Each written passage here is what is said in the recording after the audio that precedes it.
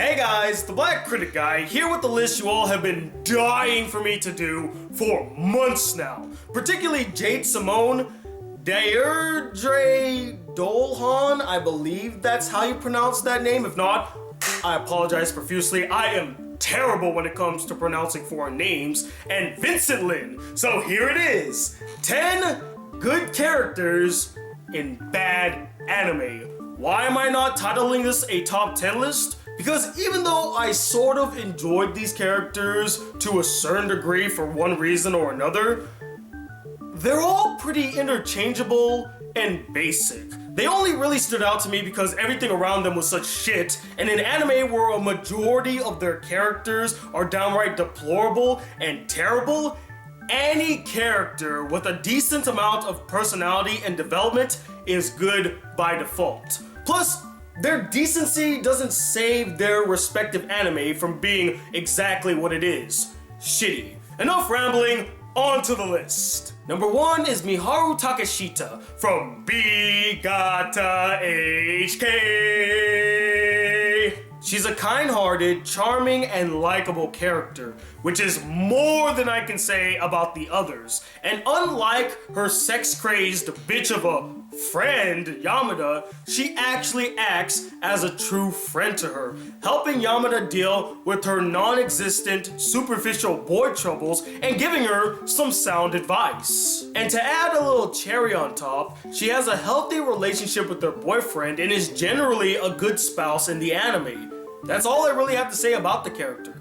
Moving on. Number 2 is Lisa Fukuyama from Girls Bravo. For an anime that's literally bursting with girls, very little of them leave a lasting impression on you, since a majority are as boring, dull, and forgettable as a Sloan the Female Otaku video.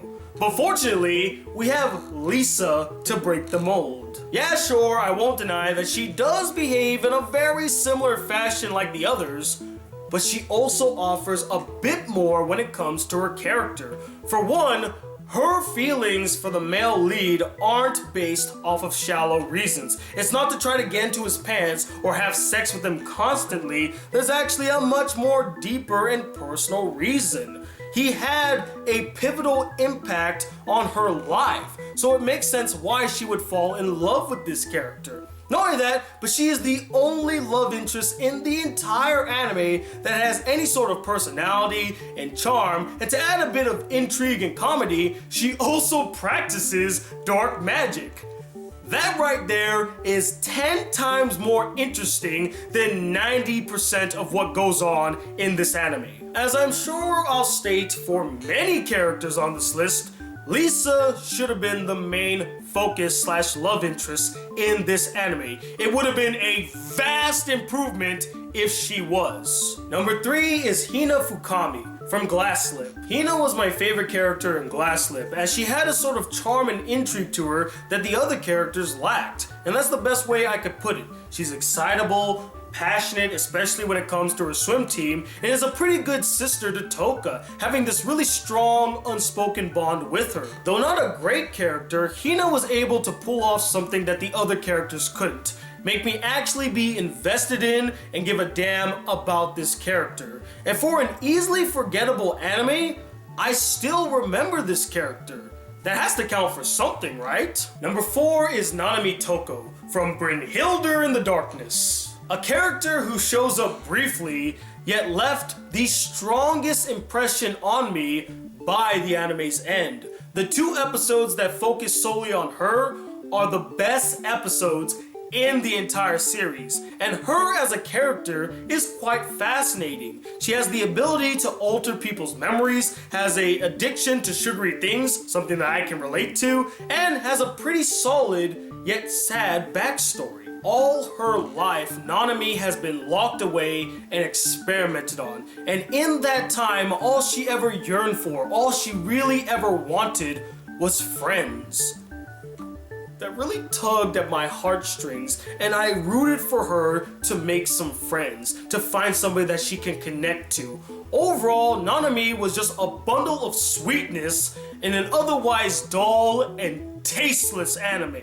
Number 5 is Yuto Kiba from High School DxD.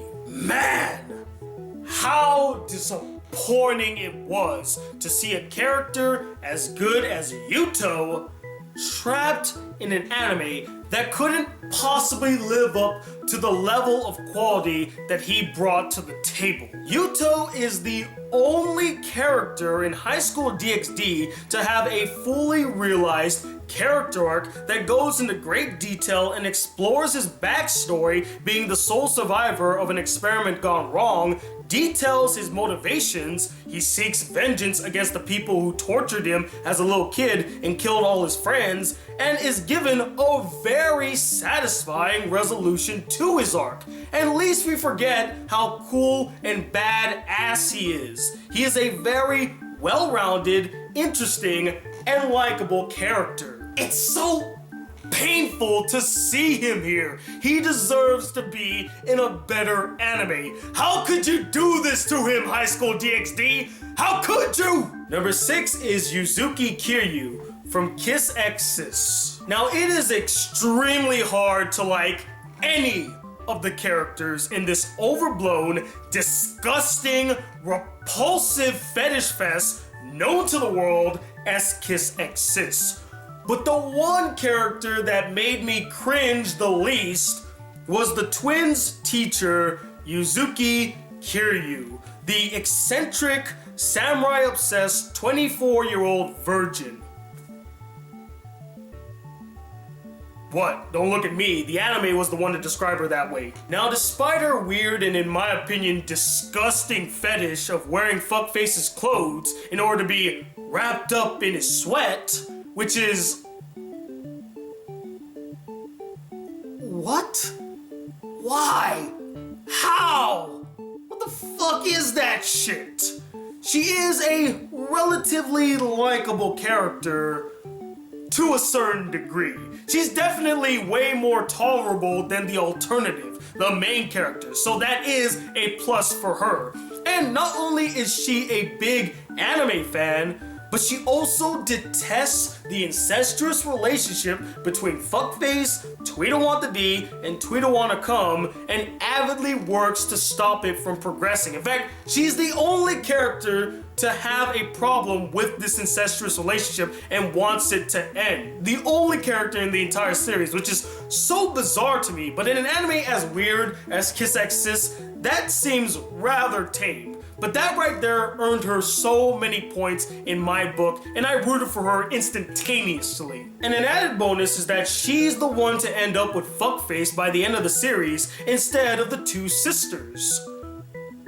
Which is sort of a double-edged sword when you think about it, because although there's no more incest, she is dating a minor, or at least she's still a minor by the end of the series from what I recall. Also, I don't really think that Fuckface deserves a woman like her. In fact, he doesn't deserve anyone, period. Whether it be his sisters, whether it be that girl that pisses on herself, or this really cute teacher, he should never be with anyone. He should die alone and sad and depressed. Overall, Yuzuki was entertaining and a bright spot in Kiss X Sis, even though that bright spot is a bit dimmed down by the weirdness. Number 7 is Rei Sagara from Love Stage. The longtime faithful manager of the Senna family, Rei is extremely helpful and reliable and watches over Izumi and guides him throughout the entire anime. Hell, he's basically Izumi's father figure, more so than his actual father, whom we barely see in the anime. He's also a very funny character, the best source of comedy in Love Stage. And that's really all I have to say about the character. He's a decent guy who isn't a rapist. Number 8 is Benyo Yonomori from Engaged to the Unidentified. Now, I'm at a crossroad with this character. While I found her to be entertainingly funny, in fact, the only source of entertainment in this anime, she does have this very weird fixation for her sister that teeters on the realm of incest, which you all know I'm not too fond of. But here's the thing. In an anime as excruciatingly dull as this one, finding at least one fun character, regardless of an incest vibe, is a godsend. I was just looking for something, anything, to alleviate the boredom that I was feeling while watching this show. And then in came Benyo like a cold breeze on a hot day to save me from my torment. Yes, I know that she likes her sister. But goddammit, at least she was comical with it, at least she had fun with it, which is more than I can say for all the other characters that bored the ever-loving shit out of me. So you know what, Benyo? Even though you like your sister, hey, I enjoyed you. You were a bright spot. You were fun to watch. Number 9 is Mayuka Kondo from I Don't Like You At All, Big Brother. As I stated in my review, when it comes to all the love interests in this anime, Kondo is the only one that's a decent female character. Despite a few weird quirks like her love of BL mangas and her obsession with male chess, which she strangely has never seen in real life until Blander Fuckface showed up, which I don't really buy. She has personality, other interests outside of Blander Fuckface's dick, and forms a genuine bond with the aforementioned Fuckface. She connects and opens up to him in ways that she can't with other people. And it's so nice that she found someone that she can be herself with, even though it's Blander Fuckface. Charming, strange, sweet, and pretty damn cute, Kondo was a treat, and I'm so glad that she was in the anime. She made it slightly more bearable to watch. And closing it off at number 10 is Senna Iori from Chaos Head. Senna's case is almost word for word the exact same case I made for Yuto 5 choices ago. She has a fully realized character arc, established motivation, a very satisfying resolution, and is pretty badass. What more needs to be said? Nothing, that's what. End the goddamn video already. And that, ladies and gentlemen, was my list of 10 good characters in bad anime. And I would love to know what you guys thought about my choices. Did you agree with them and found them to be as good as I did? Or did you disagree and felt like, no, they were just as shitty as all the other characters? And do let me know, what are some good characters that you found in really shitty anime? Comment below, let me know, and stay tuned. I got some movie reviews and a special anime review coming your way, so get excited for that. And I'm also going to be featured on a certain friend's channel coming up real soon, doing a top 10 list that you all have been also dying for me to do, so do get excited for that. You got a lot of things coming your way. And as always, guys, if you would like to support the Black Critic Guy just a smidge more, why not donate to my Patreon account? There's a link in the description to it. And if you'd like to send me fan letters, send it to this P.O. box right up here. And if you'd like to be a part of the Black Critic crew and not miss out on a single awesome video, please hit that subscribe button below, hit that bell notification not to miss out on any videos, like this video if you really enjoyed it, and I'm 21 II, the good man in a shitty world known as the Black Critic Guy. Till then, peace, YouTube.